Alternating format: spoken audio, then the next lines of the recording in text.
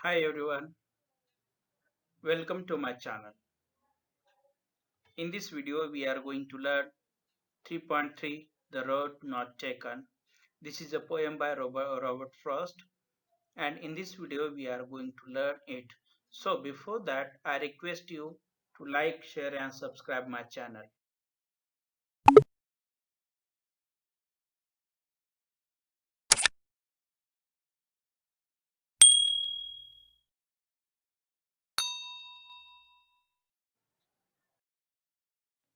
So let's start the theme of the poem. In the poem The Road Not Taken, the road symbolizes our life. The poet says that the path that we don't choose in our life is the road not taken. He describes his feeling about the choice that he had left in the past. The path which we have chosen decides our future, our destination. The important message that the poet wants to give us that the choice that we make has an impact on our future, and if we make a wrong choice, we regret it but can't go back on it. So we must be wise while making choices. तो ये poem की theme थी। तो इस poem की exactly theme क्या है? The road not taken. इस पोयम में जो रोड है वो किसे सिंबलाइज करता है? हमारे लाइफ को सिंबलाइज करता है। उसके बाद इस पोयम के जरिए पोएट क्या कहना चाहता है? जो पाथ होता है, हमारे लाइफ का जो पाथ होता है उसमें से कोई भी हम एक ही चूज करते हैं, और जो हमारा छूट जाता है तो जो छूट जाता है उसे ही पोएट ने द रोड नॉट टेकन इस तरह से कहा है। उसी के साथ इस पोएम में पोएट अपने फीलिंग्स डिस्क्राइब करता है, जो कि उसने एक रास्ता ट्रैवलिंग के वक्त छोड़ दिया था, अब उस वो पास्ट समय हो गया। उसके बाद उसने जो पाथ चूज किया है उसके बारे में वो कहना चाहता है कि हम जो भी अपना पाथ, अपना वे चूज करते हैं, डिसाइड करते हैं, तो वही पाथ अपना फ्यूचर डिसाइड करता है, अपना डेस्टिनेशन, अपना एम डिसाइड करता है। और उसी के साथ इस पोएम के जरिए पोएट बहुत इंपॉर्टेंट एक मैसेज देना चाहता है कि हम जो भी चॉइसेस करते हैं उसे सोच समझ के करना चाहिए। अगर गलती से कोई रॉन्ग चॉइस हमारे हो सकती है तो हमारे फ्यूचर में उसके बहुत सारे साइड इफेक्ट हो सकते हैं, फिर बाद में उसे रिग्रेट करना पड़ेगा। तो जब हम डिसीजन कोई भी लेते हैं तो wisely, cleverly, brightly, brilliantly decisions लेने चाहिए, चॉइसेस लेने चाहिए। Next. So uh, this one is the first stanza of the poem. So first we read the stanza, and after that we explain the meaning of, or we do the explanation of that stanza. Two roads diverge in a yellow wood, and sorry I could not travel both. And be one traveller long I stood and looked down one as far as I could, to where it bent in the undergrowth. So diverge, it means separated and took a different direction. Yellowwood, this is a imaginary used in the poem, and it means a forest with decomposing leaves. Undergrowth, it means dense growth of plants and bushes, means the forest. So the speaker, walking through a forest whose leaves have turned yellow in autumn, he comes to a fork in the road.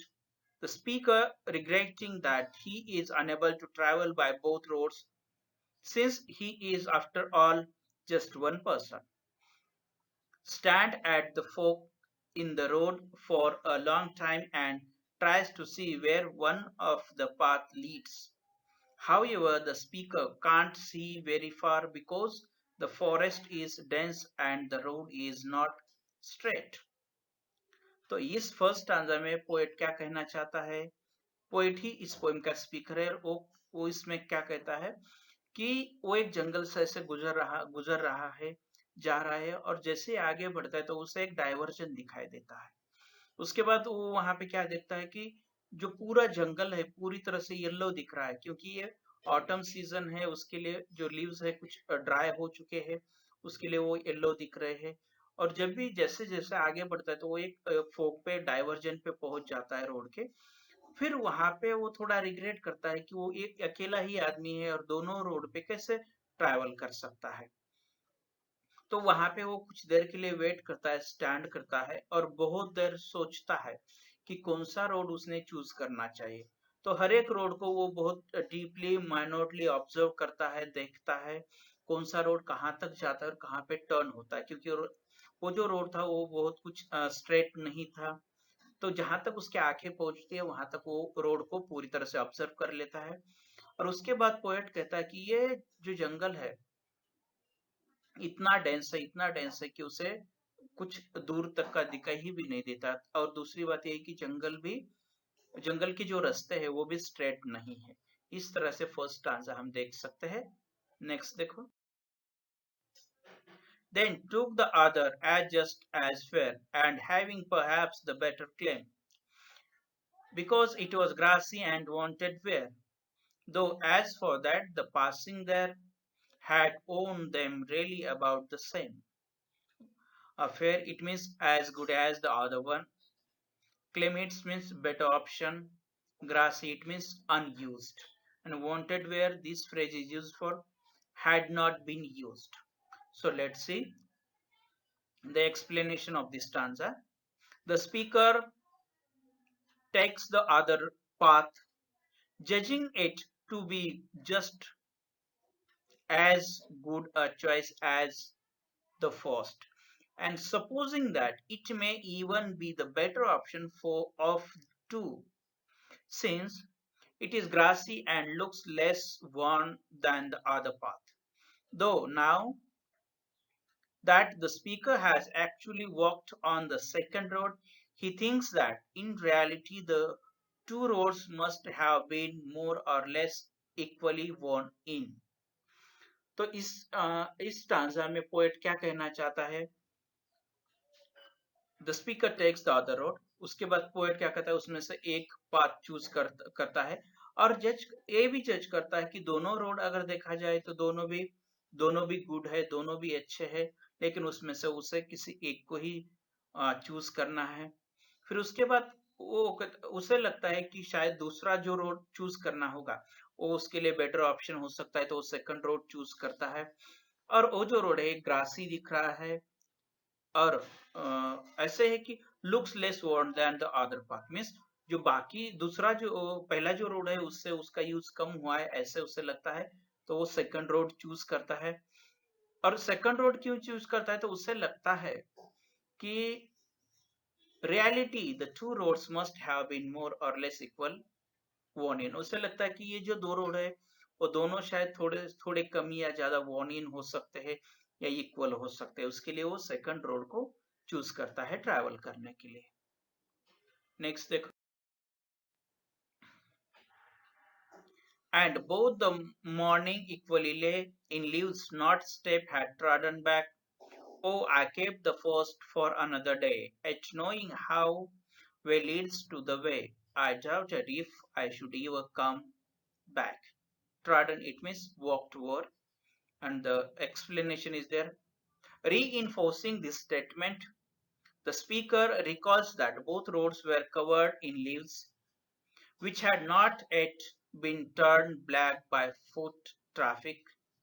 The speaker exclaims that he is in fact just saving the first road and will travel it at a later date, but then immediately contradicts him with the acknowledgement that in life one road tends to lead onward to another, so it's therefore unlikely that he will ever actually get a chance to return to that first road.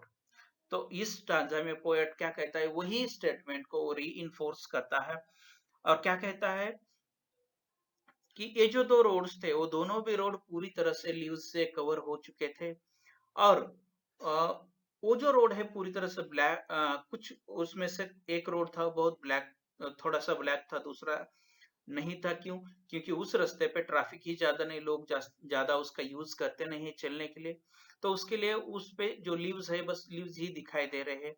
उसके बाद poet ये कहना चाहता है जो first road है, first road पे वो फ्यूचर में कभी जब भी उसको कुछ टाइम मिलेगा तो उस वक्त वो आने की कोशिश करेगा कि नेक्स्ट रोड जो फर्स्ट रोड था जो उसने उस पे ट्रैवल करना नहीं चाहता, तो वो रोड रोड पे भी वो बाद में ट्रैवल करेगा ऐसे उसे लगता है।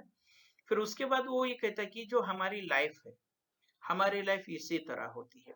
जब हम अपने लाइफ में एक रोड चूज करते हैं तो हमें उसी रोड पे लास्ट तक चलना पड़ता है। फिर पता नहीं फिर जो छोड़ा हुआ रास्ता है फिर बाद में उस पे उस रोड पे हम आएंगे या नहीं आएंगे, इस तरह से उसका डाउट है। और उसे लगता है शायद फ्यूचर में अभी अगर कभी चांस मिलता है तो डेफिनेटली वो रिटर्न आएगा और दूसरे जो उसने छोड़ा हुआ जो रोड है फर्स्ट रोड, तो उस पे वो ट्रैवल करेगा। नेक्स्ट देखो, this is the last stanza of our poem. I shall be telling this with a sigh. Somewhere ages and ages hence, two roads diverged in a wood, and I took the one less traveled by, and that has made all the difference. Sigh, it means a deep breath, and hence, okay, this word is used in this poem to describe the future. Okay, in the future, explanation. The speaker imagines him in the distant future, recounting with a sigh the story of making the choice of which road to take, speaking as though looking back on his life from the future. The speaker stated that he was faced with a choice between two roads and chose to take the road that was less traveled. And the consequences of that decision have made all the difference in his life.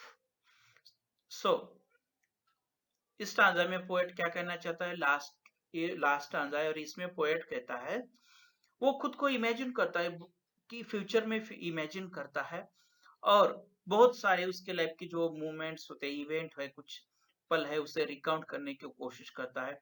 फिर एक deep breath लेता है और उसने अपने life में जो road choose किए थे, जो डिसीजन लिए थे, जो उसके चॉइसेस थे, उसकी वो स्टोरी बयां करना चाहता है, बोलना चाहता है। और वो क्या कहता है, फ्यूचर से पास्ट में चला जाने की कोशिश करता है अपने कुछ लाइफ के इम्पोर्टेंट जो मोमेंट्स होते हैं, इवेंट्स होते हैं, उसके बारे में। और वो उसके बाद ये भी कहना चाहता है कि जब उसे दो रोड में से एक रोड को चूज करना था तब उसके सामने किस तरह से दिक्कतें आ चुकी थी, और तो भी उसने उस दिक्कतों को मात करते हुए दो में से एक रोड को चूज किया अपने लाइफ में चलने के लिए। और जो रोड उसने चूज किया वो ऐसा रोड था जिसपे सबसे कम ट्रैवलिंग हो चुकी थी। और इसी का इफेक्ट लास्ट में ऐसा होता है कि उसके लाइफ में जो भी आज चेंजेस दिखाई दे रहे हैं, उसने जो डिसीजन लिया था उस डिसीजन के बदौलत उसके लाइफ में आज के चेंजेस दिखाई दे रहे हैं। इस तरह से ये पोयम।